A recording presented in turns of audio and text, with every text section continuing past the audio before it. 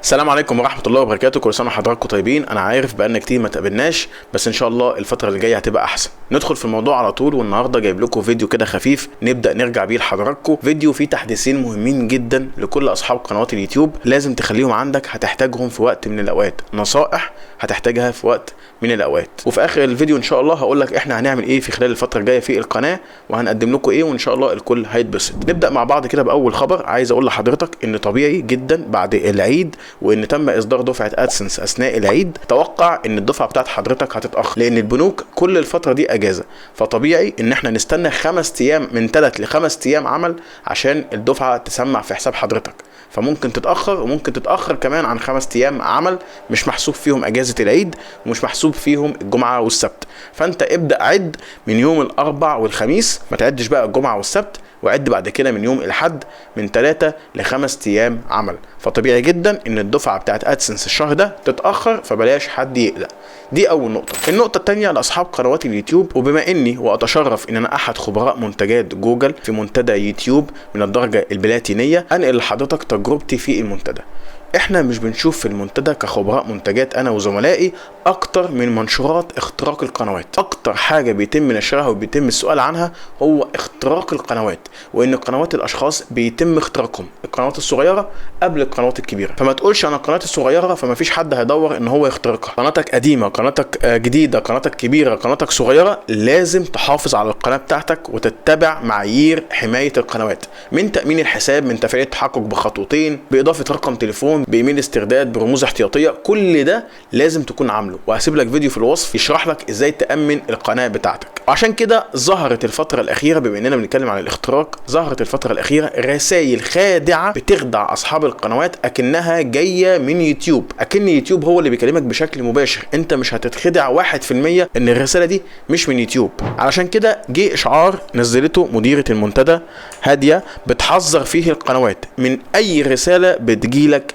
من يوتيوب، لازم تخلي بالك منها. تلقينا مؤخرا تقارير عن رسائل بريد الكتروني تصيدي ارسلته قنوات يوتيوب، يعني وصل للاداره ان في قنوات كتير بيجي لها الرسائل دي هدفها هو اختراق القنوات، وانها بتدعي انها من فريق يوتيوب. بص يا شباب، الرساله تنخدع فروم يوتيوب، انت تنخدع انها من يوتيوب.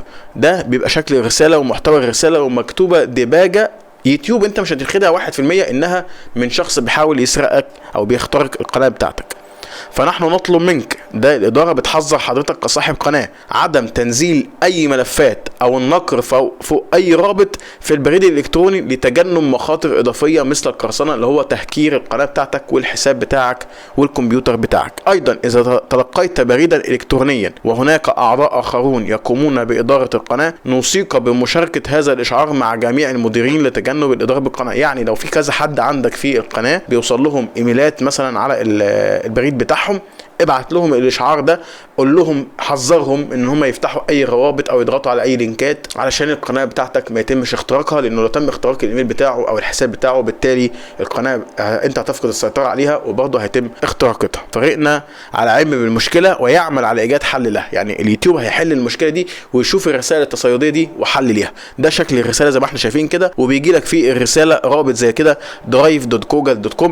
مجرد انت ما تدوس على الرابط ده هينزل ملف على جهازك، هتلاقي فيه كلمه داونلود، يعني مباشره بيوديك للداونلود، حتى مش بيديك اختيار انك تحمل او لا مباشره بيديك اختيار الداونلود عشان البرنامج او الملف ده ينزل على جهازك، فبالتالي تفقد السيطره على حساباتك وتفقد السيطره على الجهاز الكمبيوتر الخاص بيك بشكل كامل. فانت احذر، انت بتتعب على قناتك، بتتعب في تنزيل الفيديوهات وعمل المحتوى، فمش بالساهل انك تنخدع.